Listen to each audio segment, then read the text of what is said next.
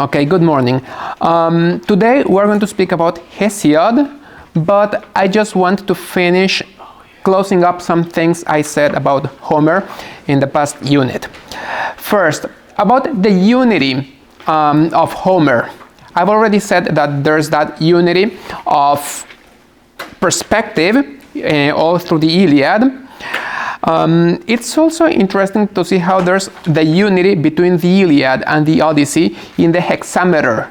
So they both use the same meter. You all understand what's a hexameter, right? It's a measure of six beats.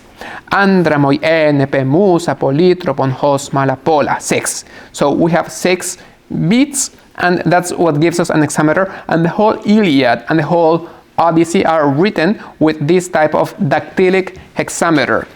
And other argument about its unity is this. You know that some say that these were just rhapsodies or chants or songs, popular songs that eventually were patched together, right? And that's one of the theories. I am very skeptic about that theory. I don't think the Iliad came up as a patchwork. I think there's unity, a lot of unity behind the work. And if you want to do this experiment, take as many country songs as you want, put them together, and you will come up with a great epic, right? No, that's not the way it happens. Take a bunch of Mexican corridos, put them together, they all speak about the same thing, right? They all speak about the Mexican Revolution. So you can create a great epic about the Mexican Revolution by patching together Mexican corridos? No, that's not the way it works.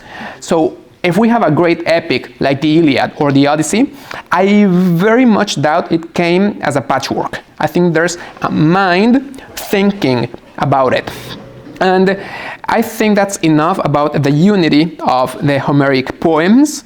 And I'm just going to speak a little about its universal value and then continue with Hesiod. Chapter 6 of the Iliad. We have this dialogue between Andromache and Hector. Andromache is Hector's wife. Daimoni eftiseis etosomenos ukele aireis. Paidate nepiahon kai mamoroneta jajeres. Seuosomaita jagarse katakta neusina jayo. Ipantes formesentes emoide que kerdion eye. And so on. So, what is this? We have this dialogue between Andromache and Hector, and then Hector holds the baby in his hands. And what is the child's reaction? Doesn't recognize him. He doesn't recognize him. Why? Because he has that helmet. So the father, Hector, has to remove his helmet, and then the child recognizes him. And then what does Hector do? He says a prayer. Okay. For the first reading, you see this and you read mere facts. So this is what happened. But think how deep this can become. A child feels his father is a stranger when he's at work. He has his helmet. So he has to remove that helmet, becoming vulnerable, for the child to recognize him. And that's something so deeply embedded in our psychology and in our understanding that even in our contemporary pop culture, you have George Lucas having Darth Vader removing his helmet, and only then can he be recognized as the father. Let's continue with this same line, and I'm speaking just about a few lines to try to bring out how deep this can be. What does Hector pray for? He prays, may this child be great in battle, and when he comes back from war, may they all see may they all say he is greater than his father. So, the first time you read it, you can say, okay, this is a very noble prayer, and maybe there is not much more to it. Of course, there's a lot more. There's a lot more, at least in 3 different levels. Let us explore the first level. If you know the story, you know that son of Hector, Astyanax, didn't live. He was killed during the siege of Troy. So this prayer becomes something heartbreaking and something shattering for the reader who already knows the story, because he realizes how great were the expectations of Hector and how those expectations were shattered. Which is ironic because the name Astyanax means the guardian or the lord of the wall or the city. And he was thrown from the wall. Then, think of this third level of interpretation. It's a father's prayer. And the desire of every father, it's universal, is for his child to be better than himself, to transcend him, to outstrip him. So the first time you read it, it might be just a prayer that goes by, but now you realize that there's a lot more to this prayer, and that it becomes something universal, something all parents can relate to. However, look at it also from the son's perspective. That, in some way or another, can also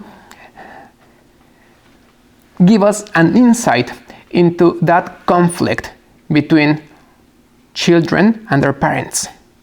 Because even if they have very good will, it's a general tendency that parents tend to impose some mold or some scheme on their children. So he already wants his son to become a warrior,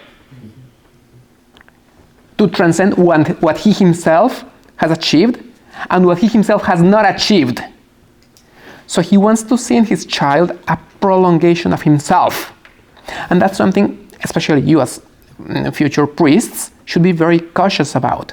Because souls, which are your spiritual children, are not a prolongation of yourselves. And you should not impose your own schemes into souls. So you see that there are several levels of interpretation, and when we read the Iliad just for the first time, we might just dash through so many things without grasping how much they reveal about the human person. I think I've spoken enough about the Iliad. Let me just delve a little into the Odyssey and then continue with Homer. The Odyssey. You can read the Odyssey, and again, it's a very fun read, and you can flow through the adventures and go from one adventure to the next. Actually, it's a lot easier to read than the Iliad because you have one hero and you follow this hero along his journey. So it's easy to read. First, that's also a universal theme for many literary works or even films. The return. We have a hero who returns, but he returns transformed. And it's not anymore the same. Hamlet changes after he goes to Denmark. Sorry, after he goes to England. After he goes to England in Shakespeare's play. So we have this return. In this journey, we can find, of course, the sirens that can be interpreted like the symbol of temptation and the alluring voices in our journey, that they try to deviate us from our goal. We find also Circe, who can be interpreted as the symbol of passions, and how when we yield into these passions, we become like beasts, like wolves, like lions, or like boars. And you find that. You can even see Odysseus coming back home and slaying the suitors, like the symbol of reason, slaying all passions that are keeping our soul, Penelope, prisoner. But all these are interpretations, and it's very legitimate to read it like this, but I think this was not Homer's intent. Homer simply wanted to give us a narrative, and we can read into it as much as we want, which speaks greatly about the universal value of the Odyssey. And it's also important to see how we can connect on different levels. A very minute detail that you might read just as a fact. When Odysseus comes back, what happens with his dog? The dog recognizes him. Okay, so the dog comes to the door to welcome him, even if no one else in his household recognizes him. So this might be a fact that you read and you say, okay, this is what happened. But when you have had a dog, and I'm speaking about my experience, who's the first one who comes out? Right.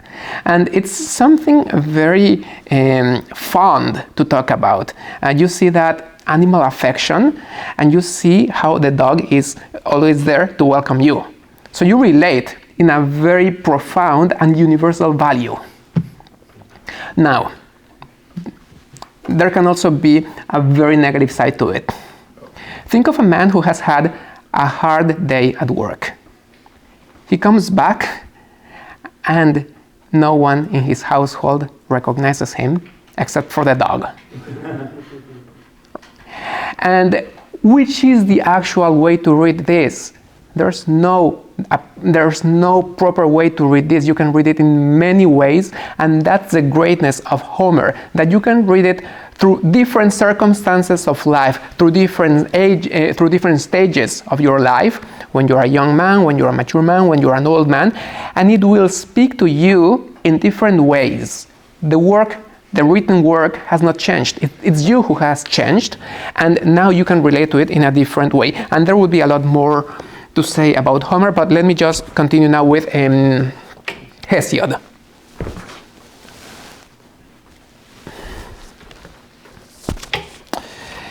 In Homer, we don't have any mention of himself. Homer is almost like a journalist. He just tells us facts in an objective way that almost ends up being cold and detached. Of course, you can read into it and you can see that the mention of the poets in the Odyssey are autobiographical, but that's your interpretation. Homer never speaks about himself. Homer never speaks about himself. Much less does he speak about his feelings. Now, we are in a progression toward lyricism. In Hesiod, we don't have a lyrical poem, but we have an author that speaks about himself. And a momentous part of his legacy is that he is the first one to bequeath to Western literature a literary persona. So he speaks about himself. Does he speak about his feelings? No, or not much. That will happen only when we come to lyrical poetry. But we see that this is a prior step before lyrical poetry, and of course it's an evolution or a detachment or something that diverts from Homer. In Homer we find this cold, objective, and detached narrative. Instead, in Hesiod, we find a lot of autobiographical traits. And he has given us a literary persona, and this is a significant part of his legacy. So what do we know about him? What we know about him comes mostly from his own writings, and of course then of those who wrote about him. According to his biographical accounts, which we find mostly in the Works and the Days, his father came from Aeolia and founded a farm or a hamlet, a small village called Ascra. And he speaks about this village in the Works and the Days, verse 640.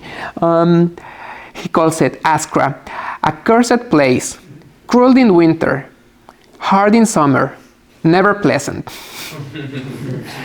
So it looks like he didn't have very beautiful memories of his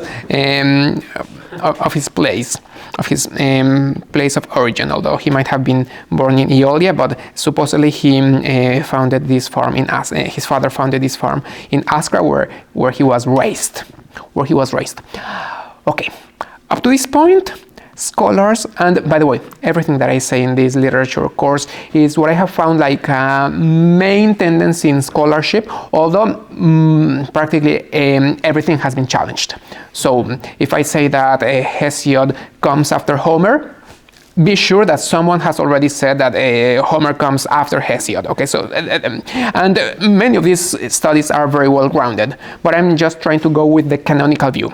Okay. What do scholars say about this? It's very questionable. It's very questionable. First, because if he came from Aeolia and founded a village in Askra, that is very counterintuitive. That is not what we would expect, since in those times most migrations came in the opposite direction. So that would be very weird to begin with. Then how bad could his life really be if he had plenty of slaves to take care of the fields? So he's speaking about something like he himself was invested in tilting the earth, whereas in reality he had plenty of people to take care of the earth for him, and he could dedicate himself to poetry. His language is mostly Ionic, tending rather toward a Homeric Ionic, and there are very few Aeolic words and almost no Boeotian word. So that's also something that can be questioned. But regardless of how credible these accounts are, let us just continue reading and trying to figure out what happened in his life and what he tells about himself. In verse 22 of the Theogony, we find Hesiod wandering in Mount Helicon, and there, guess what he found? He encountered the 9 muses. Okay, so it's autobiographical, so we must give credit to what he says. And the muses honored him with a laurel staff. This is a symbol of his poetical authority. So, since he was honored with this laurel, you know, it's a plant, right? So a staff of laurel. This is a symbol of his poetical authority, although at the same time it's a symbol of his lack of formal education. He had not received a formal education. He was not a professional poet like it would be regarded in those times, because in those times professional poets carried a lyre, which is like a small harp, lira in Spanish. Okay, so they carried this. So if the muses had given him a lyre, that would have meant that he was a professional, well-educated poet. Instead, with Hesiod, we find someone who is not a poet by profession, but nonetheless, he is honored with this laurel staff as a symbol of his poetical authority.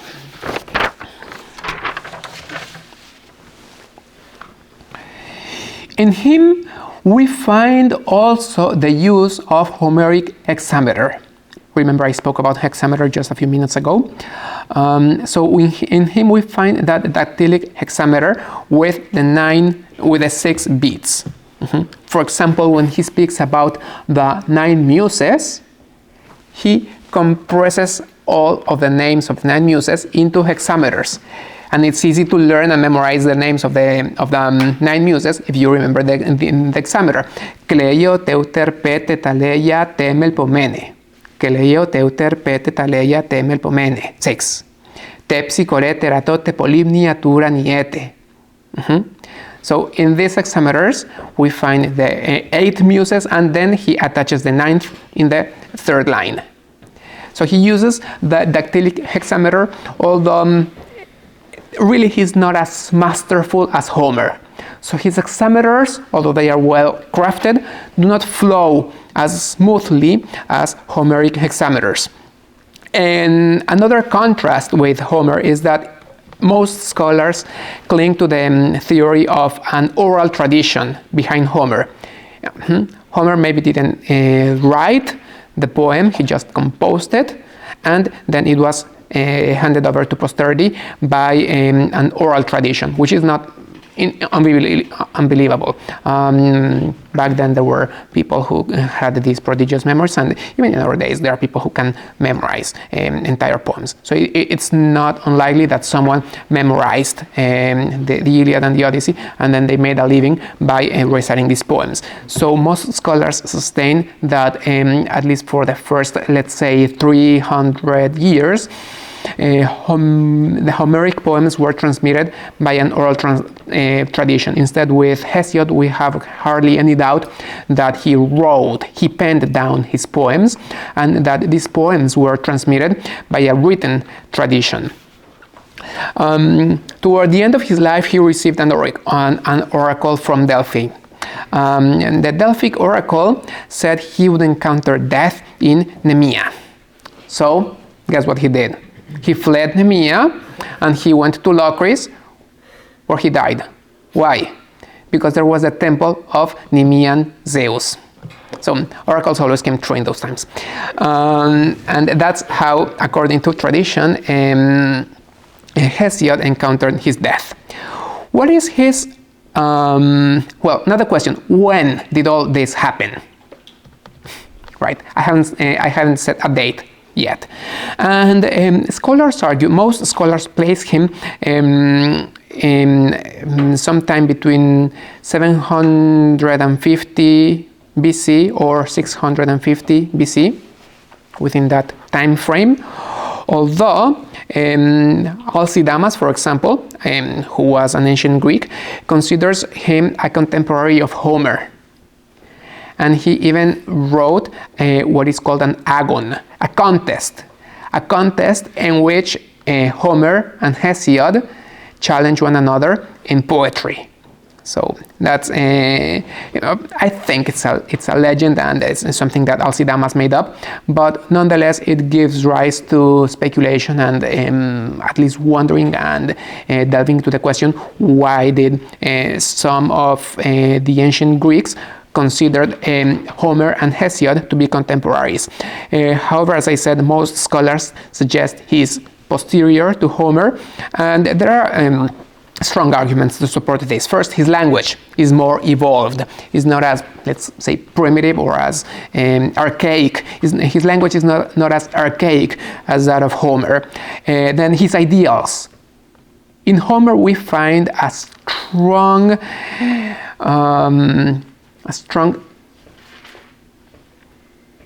valorization of heroic ideals. And that was very appropriate for the time, because it was a time of conquering, and it was a time of war, and we needed to create this mindset among culture and among society, that these ideals of bravery and of fight were noteworthy ideals. Instead, in Hesiod, we find very little appreciation for these sort of ideals. Have I made this clear? And even in Homer himself, we find that he evolves and he diverts. It's clear to most scholars, both modern and ancient, that the Iliad and the Odyssey are definitely not contemporary works. The words that we find in the Odyssey are more evolved, there are more abstract nouns, there are more Greek augments in the aorist and in the imperfect, and especially we find a shift in that paradigm, where in the Iliad we had a strong leaning toward war, right? And those heroic values were mostly within war, because that is what was happening in those times. Instead, in the Iliad, we do find the slaughter of the suitors that could be called the last dusk or the downfall of the heroic age. What is the value that is mostly appreciated in the Odyssey? That of wandering, that of traveling. Why? Because that was the time of expansion and colonizations, and it was then when the Greeks conquered what is today Italy, the Great Greece, the Magna Graecia. Okay, and it was then when they expanded. So we find a shift in their values. Besides, in Achilles we find someone who's young and brave and courageous, but at the same time reckless, to a significant extent, passionate, and he definitely goes too far. Instead, what is the main value of Odysseus?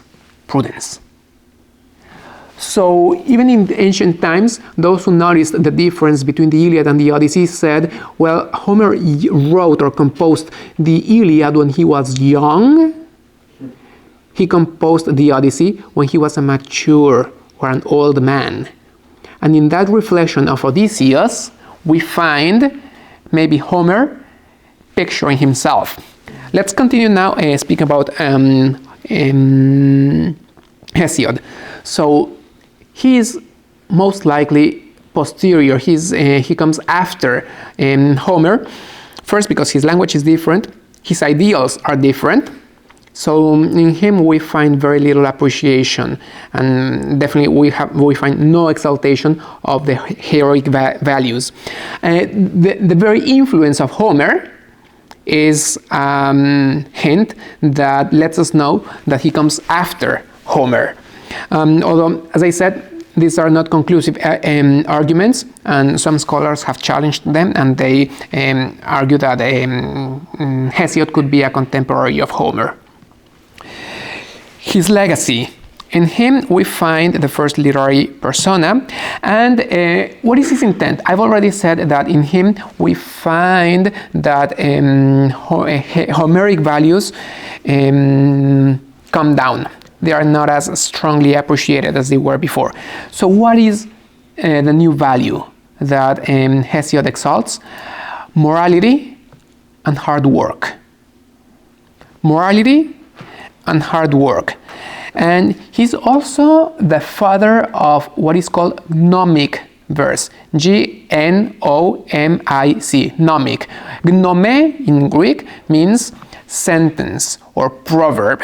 So in Hesiod we find these verses that are moralistic, or that come with a proverb, or that come with a saying that is profound and at the same time instructive.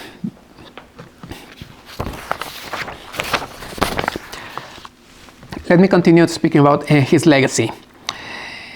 In Homer we find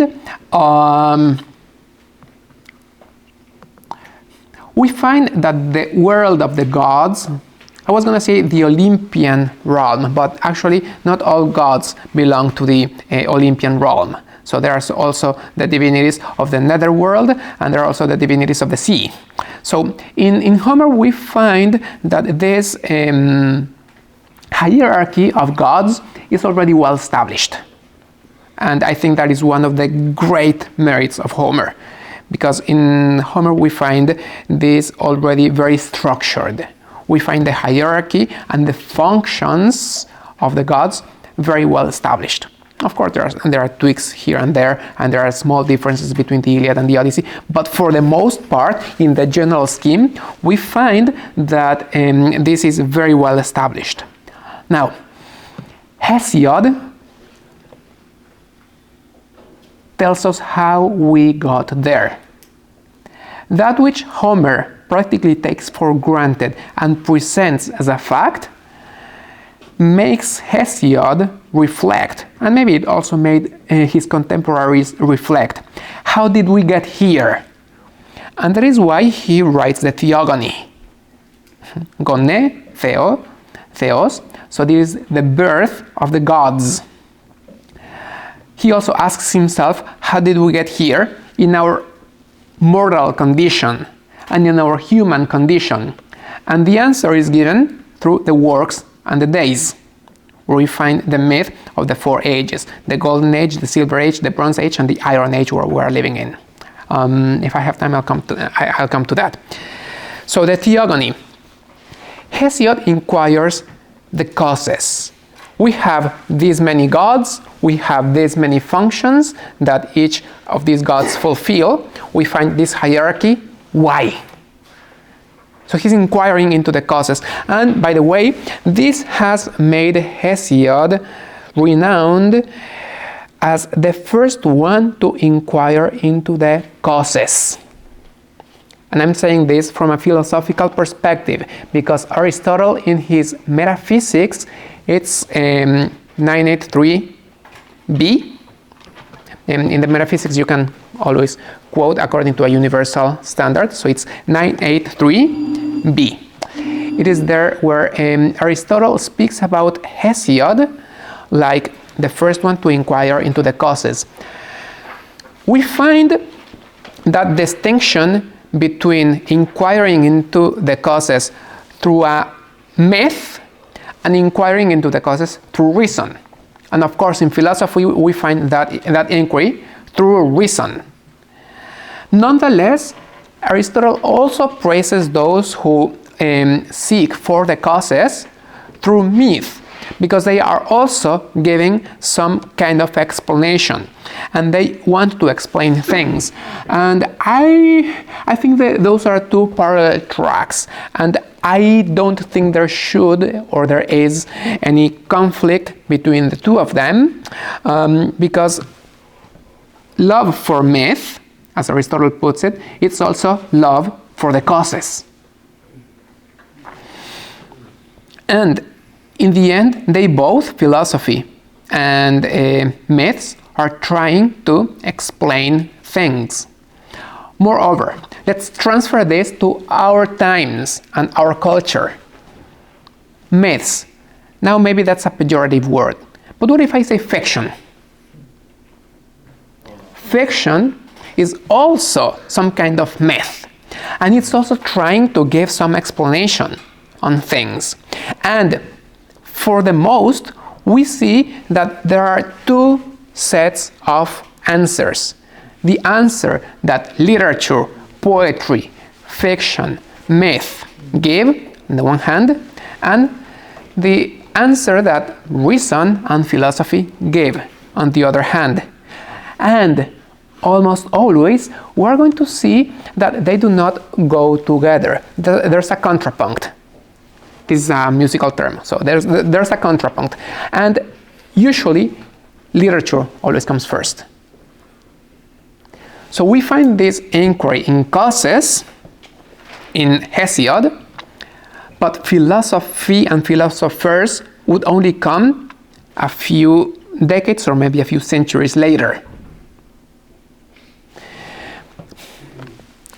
Quick parenthesis just for you to understand this.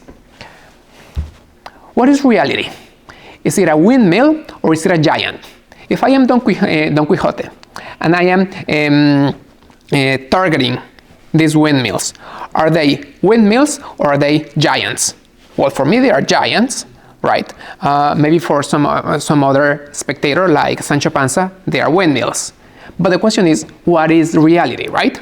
So this question that might seem almost part of a comedy, and it is a part of a comedy, is a profound philosophical question that 3 years after the publication of Don Quixote was going to be raised by Descartes. So we find how literature and philosophy pretty much deal with the same set of problems, although literature usually comes first.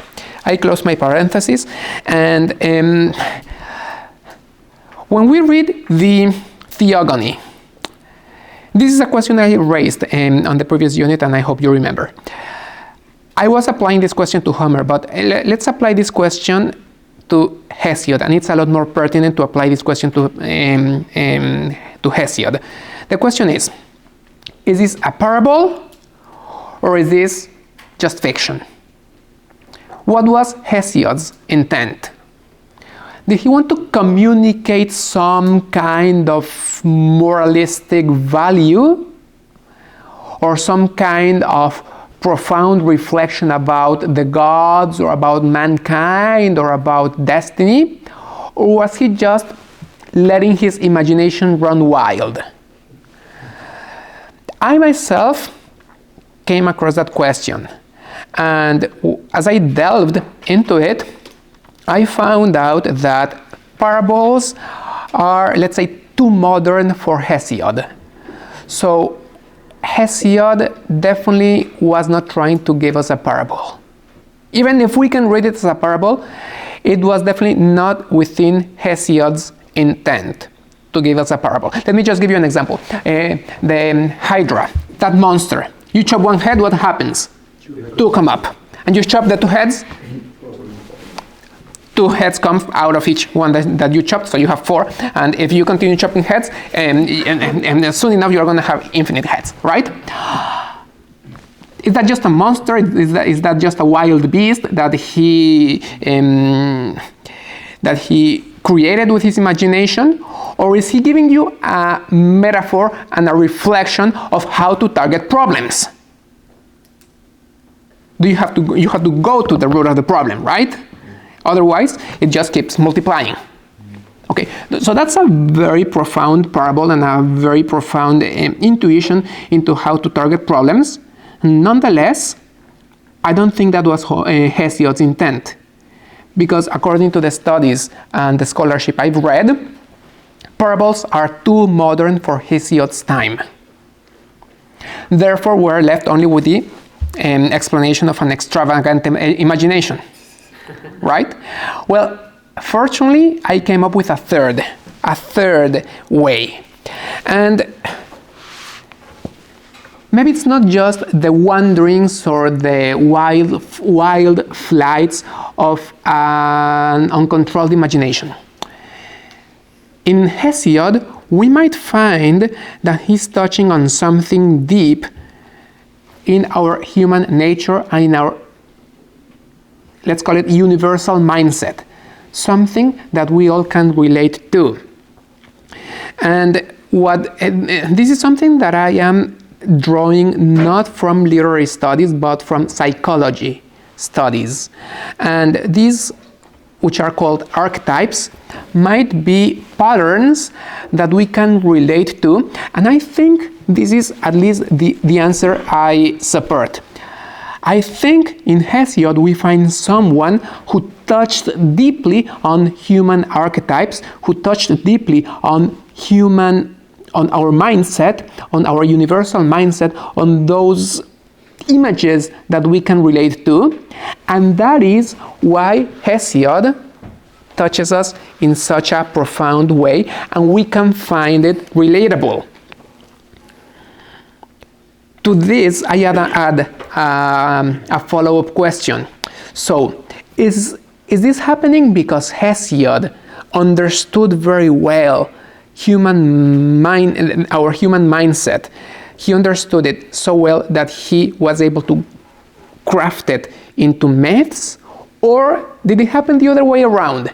He came up with these myths that have touched and influenced our Western mindset to the point that now we relate to it. So it's this circle between nature and culture, and I do not have a definitive answer to this, but I find this question very intriguing and very interesting.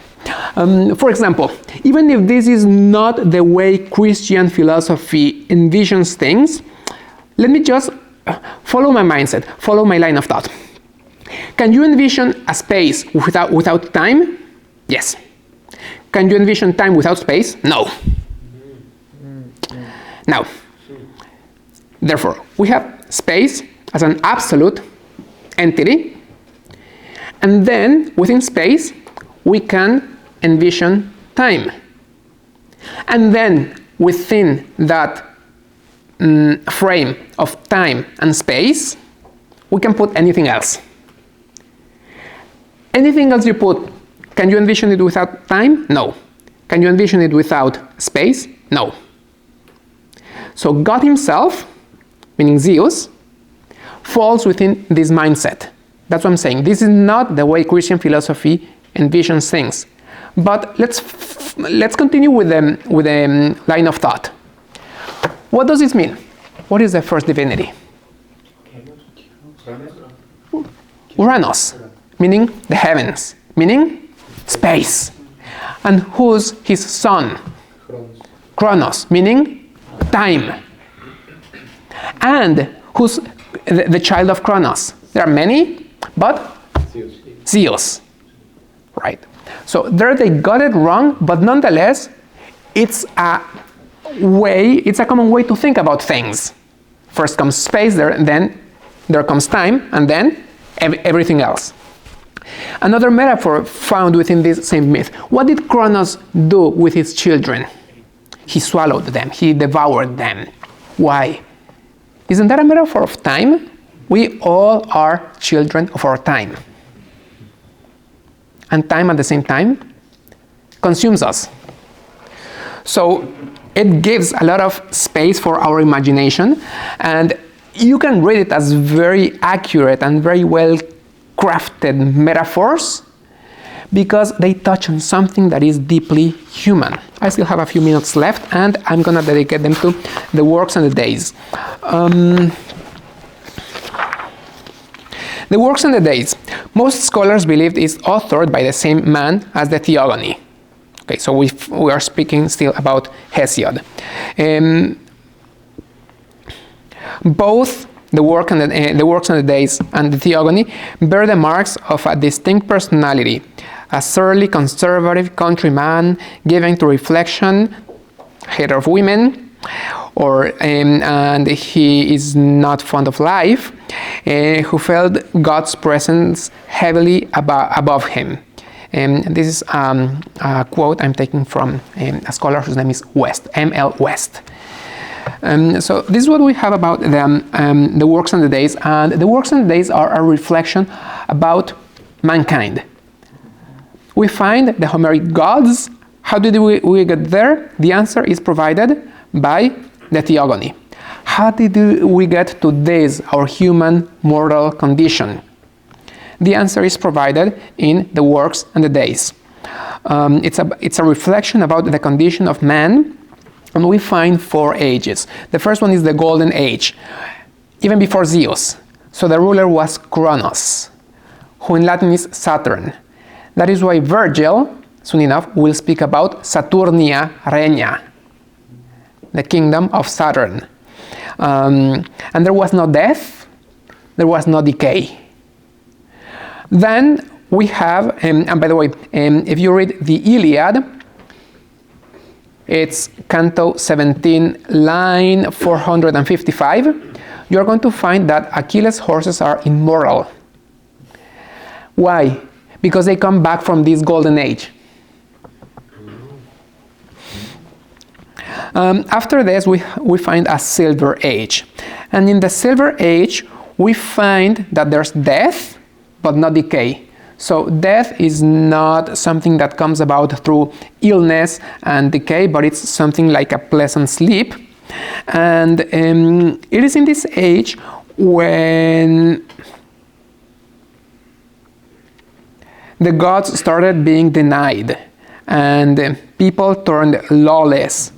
And some have tried to see an association between the Silver Age and the Cyclops, or the barbarian people, or the Titans. That's why I didn't say man.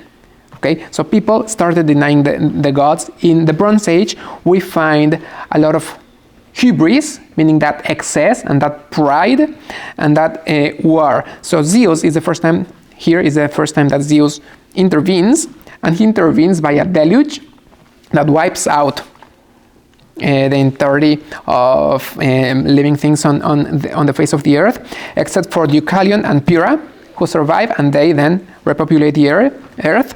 And we find ourselves in the Iron Age, where there's work and there's toil, although maybe not as a punishment, but as a path toward improvement.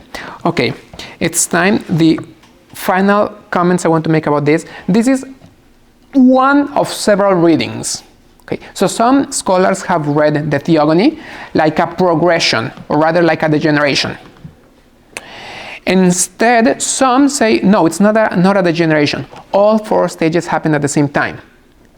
And nowadays, we find people who live in a golden age, or a silver age, or a bronze age, or an iron age, depending on what their ideals are. Or some say, no, there's just 2 ages. And they are parallel.